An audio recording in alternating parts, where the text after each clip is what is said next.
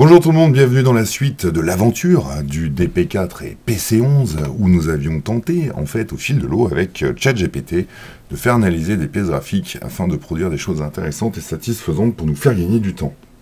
On l'avait vu en mode temps réel, mode débutant même, où je lui posais des questions sincères et directes. Je vais partager avec vous le prompt qui marche très bien. Donc là, on est bien sur une base de prompt qu'on va renseigner dès le départ à l'IA et ensuite inclure les pièces graphiques. Donc pièces graphiques, images ou PDF et ça fonctionne vraiment bien. Alors, ça fonctionne vraiment bien, pardon, sous réserve, bien sûr, de votre version de ChatGPT, et ça va vraiment bien fonctionner quand il n'est pas en mise à jour indiscrète pendant qu'on l'utilise, et qui nous fait parfois des hallucinations bien à la volée. Le prompt, je vous le partage, vous le trouverez en description dans la vidéo. Je vous invite à le prendre, je vous invite à le tester, je vous invite à le modifier, je vous invite réellement à jouer avec. Je vais faire un petit exposé rapide sur ce que j'ai mis. Alors, le prompt, tel qu'il fonctionne bien à l'heure actuelle, commence toujours par le rôle que je vais donner à l'IA pour lui renseigner et lui donner sa mission prioritaire. Donc, c'est bien un expert en urbanisme, et je vais préciser ici tout de suite les notices sur lesquelles j'aimerais qu'il travaille. Là, on est sur le paragraphe des tâches et l'activation de ce prompt sera automatiquement suivie de demandes précises et nettes auprès de l'utilisateur. Pour les objectifs prioritaires qui suivent, on va parler de lecture et de transcription exhaustive des informations graphiques, en incluant tout ce qu'on peut trouver dans une pièce graphique, la validation croisée et cohérence entre les plans. Donc ça, c'est le petit prompt qui va lui permettre d'analyser un PDF et de voir le deuxième PDF qui suit pour voir si les choses sont bien reliées entre elles. On va parler évidemment de l'étape d'analyse des pièces graphiques, donc la lecture méthodique des plans pièce par pièce. Donc là, on va nommer les pièces, évidemment, comme je vous le disais dans la vidéo, il faut être précis avec l'IA. Donc on va parler de plan de masse, on va parler de plan de coupe, on va parler de plan technique, et on va rajouter dessus le cartouche, puisque dans le cartouche, nous avons des informations assez importantes. Références réglementaires aux normes, si jamais il y a besoin, et qui détecte les normes, il va pouvoir les mettre.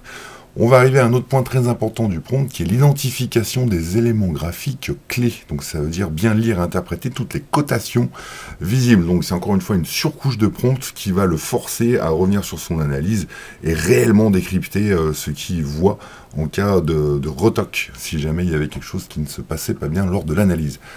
On va refaire la validation croisée et consolidation en comparant les informations issues des cartouches avec elles, des annotations et des dimensions.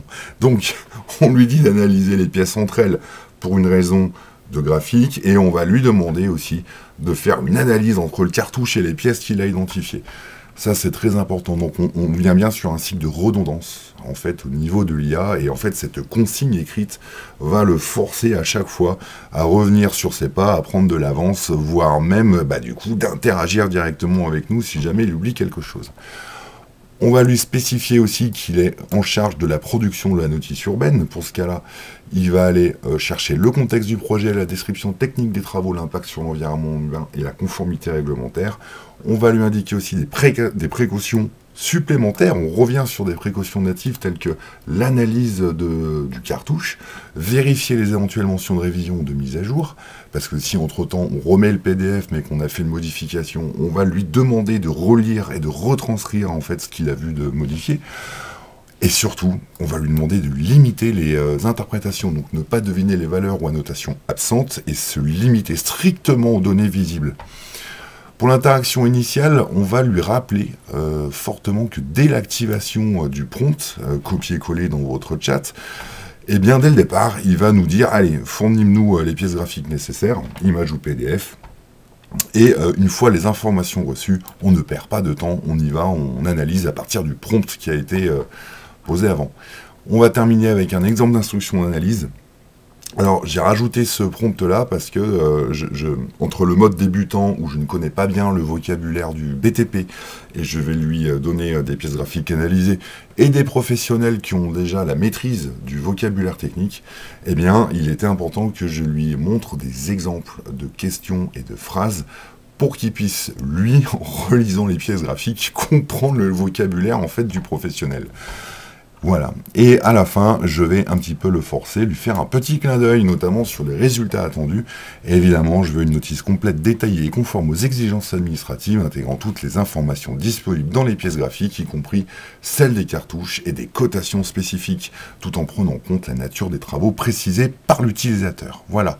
On a à peu près un mode opératoire de prompt efficace qui marche très très bien. Je ne veux pas rentrer dans les détails de comment j'ai fait ce prompt-là, parce que c'est long, parce que c'est beaucoup de temps pour le faire.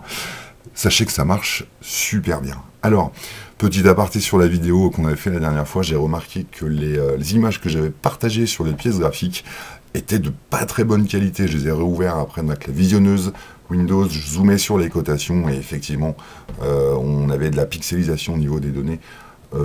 Je reviens à mon premier amour, le PDF. Le PDF marche très bien, aucun souci. Je vais mettre cette description de prompt dans la description de la vidéo. Et comme je vous le disais, j'insiste bien, faites-vous votre propre opinion, prenez-le, testez-le, modifiez-le, faites des tests, amusez-vous, et à bientôt.